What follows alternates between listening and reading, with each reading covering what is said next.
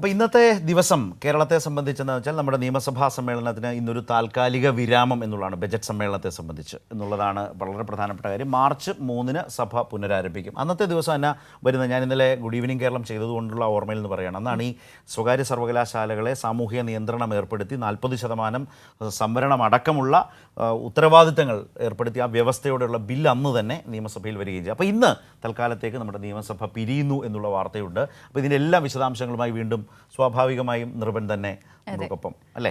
Morning നമ്മുടെ ഇര ഇന്ന് നിർഭനാണ്. തിരുവനന്തപുരത്തിൻ്റെ പ്രഭാതങ്ങൾ നിർഭനൊപ്പം എന്താ നിയമസഭാ മന്ദിരത്തിന് മുന്നിൽ നിന്നും നിർഭൻ ഒന്ന് ലൊക്കേഷൻ മാറ്റി പിടിച്ചിട്ടുണ്ട് അല്ലേ? അല്ല, വാർത്തയ്ക്ക് അനുസരിച്ചുള്ള ലൊക്കേഷൻ പിടിക്കുക, അതാണ് നിർഭൻ. നിർഭൻ വളരെ അക്കാര്യത്തിൽ വളരെ സെലക്റ്റീവാണ്, വളരെ പങ്ക്ച്വലാണ്, വളരെ ഒന്നൊന്നും മാറിയല്ലേ? നിയമസഭയിലേക്ക് പോയി. ഇന്ന് സഭ തുടങ്ങുന്നതിന് മുമ്പ് ഇവിടെ നിന്ന് ലൈവ് തന്ന ശേഷം അകത്തോട്ട് കയറാം എന്നാണോ നിർഭൻ വിചാരിക്കുന്നത്? തീർച്ചയായും രാവിലെ ഈ ചോദ്യോത്തര വേളയോടുകൂടി സഭാ സമ്മേളനം ഇന്ന് ആരംഭിക്കുകയാണ്. ഇന്നത്തെ ദിവസം നേരത്തെ ശരത്ത് സൂചിപ്പിച്ച രാവിലെ നമ്മൾ വന്യജീവി മനുഷ്യ സംഘർഷമായിരുന്നു. അത് ഓഫീസിന് മുന്നിൽ വച്ചിട്ട് ആയിരുന്നു, നമ്മൾ വനത്തിലേക്ക് കയറിയില്ല. ഇപ്പോൾ നമ്മൾ സഭയിലേക്ക് കയറാൻ പോവുകയാണ്. അതുകൊണ്ടാണ് നിയമസഭയുടെ മുന്നിൽ നിന്ന് തന്നെ അതിൻ്റെ വിശദാംശങ്ങൾ തരുന്നത്. ശരത്ത് തന്നെ മുഖവരയായി സൂചിപ്പിച്ചു, ഇന്ന് മുതൽ ഒരു ഇടവേള വരുന്നുണ്ട്. ഇന്നാണ് ബഡ്ജറ്റ് ചർച്ചയുടെ 3 ദിവസത്തെ വലിയ വാദപ്രതിവാദങ്ങൾ ഇന്നതയോടുകൂടി ധനമന്ത്രിയുടെ മറുപടി കൂടി അവസാനിച്ചു. ഇന്ന് പ്രധാനപ്പെട്ട അന്തിമ ഉപധനാഭ്യർത്ഥന ചർച്ച ചെയ്ത് വോട്ടെടുപ്പോടുകൂടി ഇന്ന് പൂർത്തീകരിക്കും. മറ്റ് 2 ബില്ലുകൾ കൂടി ഇന്ന് സഭയിൽ വരുന്നുണ്ട്. ആ ബില്ലുകൾ കൂടി ചർച്ച ചെയ്തിട്ടായിരിക്കും ഇന്നത്തെ സഭ നടപടി അവസാനിക്കുക. അതിനുശേഷം മാർച്ച് 3-നാണ് സഭ വീണ്ടും ചേരുക. 3-4 ദിവസങ്ങളിൽ വീണ്ടും ചേരും. ഇതിനിടയിൽ ചില അവധികൾ കാരണമുള്ള ഇടവേളയുണ്ട്. അത് തുടർച്ചയായി 13 ദിവസക്കാലമാണ്. മാർച്ച് 26-നാണ് സഭാ സമ്മേളനം അവസാനിക്കുക. അങ്ങനെ വിപുലമായ ഒരു സഭാ സമ്മേളനത്തിൻ്റെ അവസാനം മാർച്ച് 26-ന് ഉണ്ടാവും. പക്ഷേ ഇന്നത്തെ ഒരു പ്രത്യേകത, ഇന്നൊരു ഇടവേള, ഇന്നത്തോടുകൂടി ബഡ്ജറ്റുമായി ബന്ധപ്പെട്ട ചർച്ച അവസാനിപ്പിച്ച് സഭാ സമ്മേളനം അവസാനിക്കുന്നു എന്നതാണ്. 2 ബില്ലുകൾ, ഒന്ന് സംസ്ഥാന വയോജന കമ്മീഷൻ ബില്ല്, 2024 വ്യവസായ അടിസ്ഥാന സൗകര്യ ഭേദഗതി ബില്ല് എന്നീ 2 ബില്ലുകളും ഇന്ന് സഭയിൽ എടുക്കും. അത് സബ്ജക്റ്റ് കമ്മിറ്റിക്ക് വിടാനാണ് സാധ്യതയുള്ളത്. ബഡ്ജറ്റ് ചർച്ച വലിയ തരത്തിലുള്ള വാദപ്രതിവാദങ്ങൾ 2-3 ദിവസക്കാലം തുടർച്ചയായ ചർച്ചയായിരുന്നു.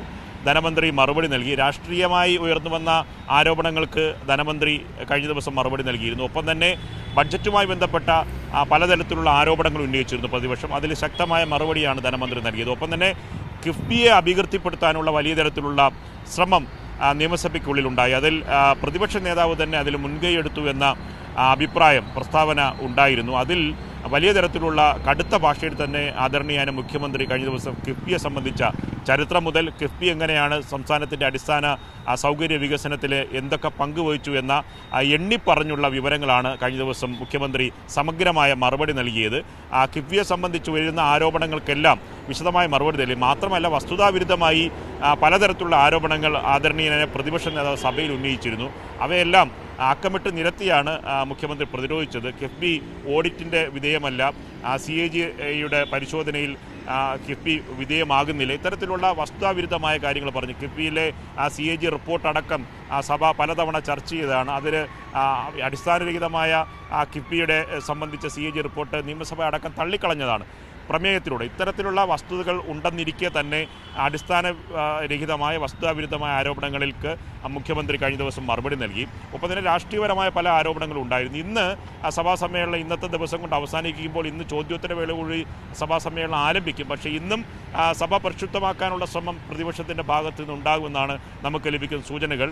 വ്യക്തമായി അറിവായിട്ടില്ല എങ്കിലും സ്കോളർഷിപ്പുകൾ സംസ്ഥാന സർക്കാർ വെട്ടിച്ചുരുക്കി എന്ന തരത്തിൽ ആരോപണം ഉന്നയിച്ചുകൊണ്ട് ഇന്ന് അടിയന്തര പ്രമേയവുമായി പ്രതിപക്ഷം സഭയിലെത്തുമെന്നാണ് നമുക്ക് ലഭിക്കുന്ന വിവരം. കഴിഞ്ഞ ദിവസം ധനമന്ത്രിയുടെ മറുപടിയിൽ അദ്ദേഹം വളരെ നിർഭൻ പറഞ്ഞപ്പോൾ ആലോചിച്ചതാണ്.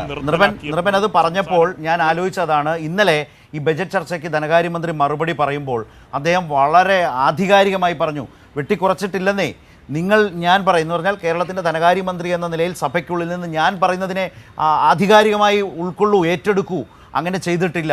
മാത്രവുമല്ല പുതിയ നിലയിൽ പുതിയ ധനസ്ഥിതി മെച്ചപ്പെട്ടതുകൊണ്ട് പല കുടിശ്ശികളും കൊടുത്തു തീർക്കുന്നു. ഇന്നലെ തന്നെ 600 കോടിയാണ് പെൻഷൻകാരുടെ ശമ്പള പരിഷ്കരണത്തിൻ്റെ ഭാഗമായി വന്ന കുടിശ്ശികയിലെ അവസാന ഗഡുവിനായി 600 കോടി പെൻഷൻകാരുടേത്. ഇന്നലെ അത് തീർന്നു. അതോടെ 600 കോടി ഇന്നലെ കൊടുത്തു. അതുപോലെ തന്നെ സ്കോളർഷിപ്പ്, ചീഫ് മിനിസ്റ്റേഴ്സ് സ്കോളർഷിപ്പ് ബജറ്റിൽ വിഭാവനം ചെയ്തിട്ടുള്ള പുതിയ പദ്ധതി പ്രതിമാസം 10,000 രൂപ വെച്ച് രാജ്യത്ത് ആദ്യത്തെ പദ്ധതിയാണ് ഒരു സംസ്ഥാനം ചെയ്യുന്നത്. കേന്ദ്രത്തിന് പോലും അത്രയും വലിയ തുകയുടെ ഒരു സ്കീമില്ല. Chief ministers സ്കോളർഷിപ്പാണ്. അപ്പോൾ സ്കോളർഷിപ്പുകളുമായി ബന്ധപ്പെടുത്തി ഒരു അടിയന്തര പ്രമേയം കൊണ്ടുവന്ന് അതിനെ മെച്ചപ്പെടുത്താനും രാഷ്ട്രീയമായി ഗുണപരമാക്കി മാറ്റാനും ഇന്ന് പ്രതിപക്ഷത്തിന് കഴിയുമോ എന്ന പ്രശ്നം അവരെയും അലട്ടുന്നില്ല. കാരണം അതിൻ്റെ ഉത്തരം ഇന്നലെ തന്നെ ധനകാര്യമന്ത്രി സഭയിൽ പറഞ്ഞല്ലോ, നിർഭൻ സൂചിപ്പിച്ചതുപോലെ. ശരത്ത്, വലിയ തരത്തിലെ ആശയക്കുഴപ്പം ഇപ്പോൾ നമ്മുടെ നാട്ടിൽ അങ്ങനെയാണല്ലോ. ഇന്ന് കഴിഞ്ഞ ദിവസം മുഖ്യമന്ത്രി പറഞ്ഞു ഇത് ആരോപണം ഉന്നയിക്കാൻ, രാഷ്ട്രീയ ആരോപണം ഉന്നയിക്കാൻ കാര്യമായ തെളിവുകൾ വേണ്ട, വസ്തുതാവിരുദ്ധമായ ആരോപണം ഉന്നയിക്കുകയാണ് പുതിയൊരു ശൈലി എന്ന് മുഖ്യമന്ത്രി തന്നെ കിഫ്ബിയുമായി ബന്ധപ്പെട്ട ചർച്ചയിൽ പറഞ്ഞതാണ്.